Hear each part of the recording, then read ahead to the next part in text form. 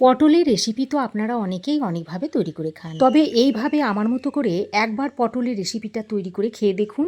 কথা দিচ্ছি আপনারা কিন্তু আঙুল চাটতে বাধ্য হবেন। আজকে আমি আপনাদের দারুণ সুন্দর একটা পটলের সম্পূর্ণ নিরামিষ রেসিপি শেয়ার করতে এসেছি। তো নমস্কার বন্ধুরা, প্রতিদিনের মতো আজও আমি একটা নতুন রেসিপি নিয়ে চলে এসেছি। আশা করছি আপনাদের ভালো লাগবে। প্রথমেই আমি রেসিপিটা তৈরি করার জন্য বেশ কয়েকটা পটল নিয়েছি। এখন আমি এই পটলের খোসাগুলোকে এইভাবে একটু ছাড়িয়ে নিচ্ছি। পুরোপুরি পটলের খোসাগুলো আমি ছাড়াবো না, অল্প অল্প খোসা রেখে পটলগুলোকে আমি এইভাবে ছাড়িয়ে নেব। তো একই রকম করে প্রত্যেকটা পটলের খোসা আমি ছাড়িয়ে নেব। তো দেখতেই পাচ্ছেন সমস্ত পটলের খোসা আমি ছাড়িয়ে নিয়েছি। তারপর পটলগুলোকে আমি আরও একবার ভালো করে ধুয়ে নিয়েছি। এখন এই পটলের দুমুখ কেটে ফেলে দিয়ে পটলটাকে কেটে নিতে হবে। তো এইভাবে এক একটা পটলকে আমি কেটে 4 টুকরো করে নেব। বন্ধুরা, আজ আমি সম্পূর্ণ নিরামিষভাবে পটলের এই রেসিপিটা তৈরি করে দেখাচ্ছি। যারা নিরামিষ খেতে পছন্দ করেন তারা একবার পটলটা এইভাবে তৈরি করে দেখতে পারেন। পটলগুলো কেটে নেওয়ার পর একটা প্লেটে তুলে নিয়েছি। আর পটলের মতো করেই দুটো মিডিয়াম সাইজের আলুকে আমি কেটে নিয়েছি। এবারে আলু আর পটলের মধ্যে স্বাদ মতো নুন আর একটু কাশ্মীরি লঙ্কার গুঁড়ো মিশিয়ে নিচ্ছি। আমি এখানে হলুদের ব্যবহার করছি না, কারণ হলুদ দিয়ে যদি পটলটাকে মেশানো হয় তাহলে ভাজার সময় পটলটা কালো হয়ে যায়। আর এভাবে যদি নুন মাখিয়ে রেখে দেওয়া হয় তাহলে পটল আর আলুটা নরম হয়ে যাবে আর খুব তাড়াতাড়ি ভাজাও হয়ে যাবে। এবার আলু পটলটাকে 10-15 মিনিট রেস্টে রেখে দিচ্ছি। সেই ফাঁকে আমি একটা মশলা তৈরি করে নিচ্ছি। তো তার জন্য নিয়েছি একটা মিক্সিং জারের মধ্যে দিয়ে দিচ্ছি 1 ইঞ্চ মতো আদার টুকরো, দিয়ে দিচ্ছি একটা টমেটো, দিয়ে দিচ্ছি 1 মুঠো মতো কুচানো নারকেল আর 2টো কাঁচা লঙ্কা দিয়ে দিলাম। এবার সামান্য পরিমাপ জল দিয়ে ঠিক এই রকম একটা মিহি পেস্ট আমি তৈরি করে নিয়েছি। এবার আমি একটা বাটিতে 2 চামচ পরিমাণ টক দই নিয়ে জল দিয়ে টক দইটাকে ফেটিয়ে রেখে দিচ্ছি। এখন রান্নাটা করার জন্য কড়াই গরম করে দিয়ে দিচ্ছি সর্ষের তেল। এবার তেল ভালোভাবে গরম হয়ে এলে আলুগুলোকে দিয়ে দিচ্ছি। আর আলুর থেকে জলটাকে ফুটে বার করে দিয়েছি। তারপর এই গরম তেলে আলুগুলোকে দিয়ে সুন্দর করে একটু ভেজে নিতে হবে। তো 2-4 বার নেড়ে চেড়ে মিশিয়ে নিয়ে এবার আমি একটা ঢাকনা লাগিয়ে আলুটাকে ভেজে নেবো। আলুটা ভাজা হতে হতে এদিকে পটল থেকে জলটাকে চিপে ফেলে দিচ্ছি। তারপর অন্য একটা পাত্রে রেখে দিচ্ছি। তো সব পটলগুলো থেকে জলটাকে চিপে নিয়েছি। আর এই যে জলটা আছে এই জলটা আমি ফেলবো না, এটা রান্নাতেই ব্যবহার করব। এদিকে দেখুন 2-3 মিনিট মতো ঢাকা দিয়ে দিয়ে আলুটাকে আমি এরকম একটু লাল লাল করে ভেজে নিয়েছি। এবার এই ভেজে নেওয়া আলুগুলোকে একটা পাত্রে তুলে নিচ্ছি। এইরকম একটু লাল লাল করে ভেজে নিলে রেসিপিটা খেতে ভালো হবে।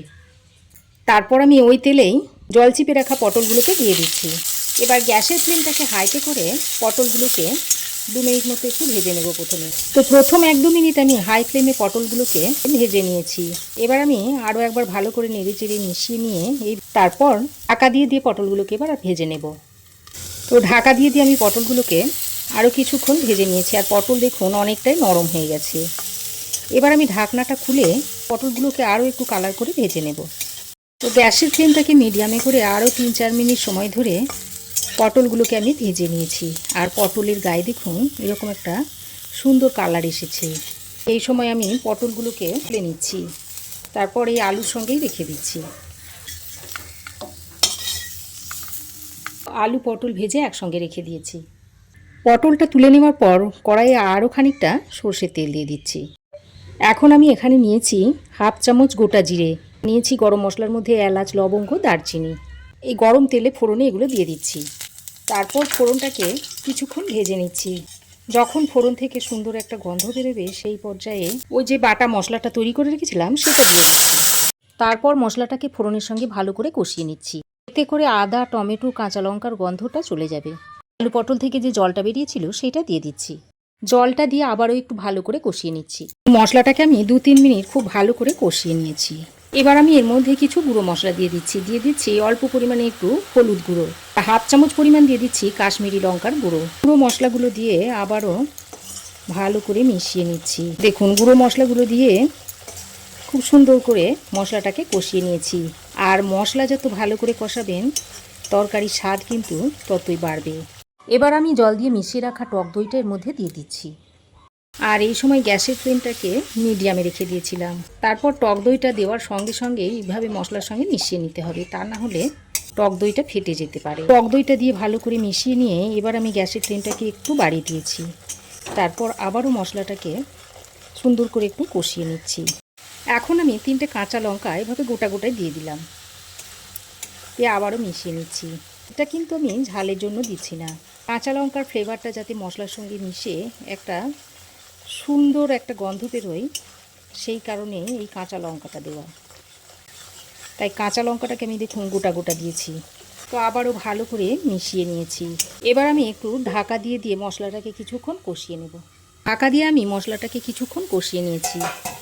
আর দেখতেই পাচ্ছেন মশলা থেকে কেমন তেল ছাড়তে শুরু করেছে। তারপর আমি আরও 2-4 বার এইভাবে নেড়ে চেড়ে মিশিয়ে নিচ্ছি। তো কিছুক্ষণ মশলাটাকে আমি কষিয়ে নিলাম। তারপর আমি এর মধ্যে ভেজে রাখা আলু আর পটলগুলো দিয়ে দিচ্ছি। এখন আলু আর পটলটাকে দিয়ে মশলার সঙ্গে আরও কিছুক্ষণ কষিয়ে নিচ্ছি। তারপর আরও 1-2 মিনিট মতো ঢাকা দিয়ে রেখে দিলাম। এতে করে আলু পটলের মধ্যে মশলার ফ্লেভারটা খুব ভালোভাবে মিশে যাবে। তো 2 মিনিট পর আমি ঢাকাটা খুলে নিলাম।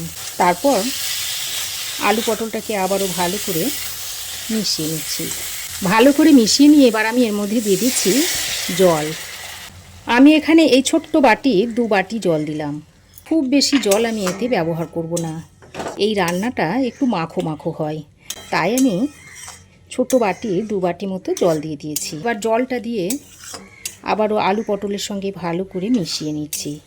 আর আলু পটল যেহেতু আগে থেকে সুন্দর করে ভাজা রয়েছে, তাতে করে আলু পটল অনেকটাই সেদ্ধ হয়ে গেছে, তাই খুব বেশি জল দেওয়ারও দরকার নেই। তো আলু পটলটাকে জল দিয়ে ভালো করে মিশিয়ে নিয়ে এবার আমি হাই ফ্লেমে 2 মিনিট মতো ফুটিয়ে নিচ্ছি। তো হাই ফ্লেমে আলু পটলটাকে 2 মিনিট মতো ফুটিয়ে নিয়েছি আর খুব সুন্দরভাবে ফুটতে শুরু করেছে। এবার আমি এর মধ্যে স্বাদ মতো নুনটা দিয়ে দিচ্ছি। আগেও আমি আলু পটলটা ম্যারিনেট করেছিলাম তখন নুন দিয়েই ম্যারিনেট করে নিয়েছিলাম, আর তার জলটাও কিন্তু আমি ফেলিনি, এই রান্নাতে ব্যবহার করেছি, তাই নুনটা বুঝে সুঝেই দেবেন। তো নুনটা দিয়ে ভালো করে মিশিয়ে নিয়েছি। এবার আমি ঢাকা দিয়ে আরও 3-4 মিনিট মতো রান্না করে নেব। তো ঢাকা দিয়ে আমি আরও 3-4 মিনিট মতো রান্না করে নিয়েছি। আর দেখুন আলু খুব সুন্দরভাবে সেদ্ধ হয়ে গেছে, পটলও খুব ভালোভাবে সেদ্ধ হয়ে গেছে, আর কালারটা দেখুন কত সুন্দর হয়েছে। এবার আমি যেহেতু টক দই আর টমেটো ব্যবহার করেছি, তাই স্বাদটাকে ব্যালেন্স করার জন্য অল্প একটু চিনি দিয়ে দিলাম। সবশেষে এই 1/2 চামচ পরিমাণ ঘি দিয়ে দিচ্ছি, আর সামান্য পরিমাণে একটু গরম মশলার গুঁড়ো দিয়ে দিচ্ছি। কারণ এটা যেহেতু নিরামিষভাবে তৈরি করছি, তাই শেষবেলায় একটু ঘি আর চিনি না দিলে খেতে ভালো লাগে না। তো ঘি, চিনি আর গরম মশলার গুঁড়োটা দিয়ে আবারও সব কিছুকে একসঙ্গে ভালো করে মিশিয়ে নিয়েছি। তারপর আরও 2 মিনিট মতো ঢাকা দিয়ে রেখে দিচ্ছি। ঢাকা দিয়ে আরও 2 মিনিট মতো রান্না করে নিয়েছি। আর দেখতে দেখুন কত সুন্দর হয়েছে। এই যে ঝোলটা রয়েছে, এটা ঠান্ডা হবার পর আরও একটু টেনে যাবে, তাই আমি এই অবস্থাতেই গ্যাসের ফ্লেম বন্ধ করে নামিয়ে আপনাদের সার্ভ করে দেখাচ্ছি। তো এবার আমি এই দুর্দান্ত স্বাদের পটলের রেসিপিটা একটা প্লেটে সার্ভ করে দিচ্ছি। তো আপনারাও একবার এইভাবে তৈরি করে খেয়ে দেখুন, আর কেমন হয়েছে অবশ্যই একটা কমেন্ট করে জানান। আশা করছি আমার এই আজকের সম্পূর্ণ নিরামিষ পটলের রেসিপি আপনাদের ভালো লেগেছে। ভালো লাগলে একটা লাইক, শেয়ার ও কমেন্ট করুন। পাশে থাকা বেল আইকনটি অবশ্যই প্রেস করে দিন। আর আমার চ্যানেলে যদি নতুন হয়ে থাকেন তো প্লিজ চ্যানেলটিকে সাবস্ক্রাইব করার অনুরোধ রইল। আজ এ পর্যন্তই, আবার দেখা হবে নতুন কোনো রেসিপি নিয়ে নেক্সট এপিসোডে। সে পর্যন্ত ভালো থাকবেন, সুস্থ থাকবেন। ধন্যবাদ।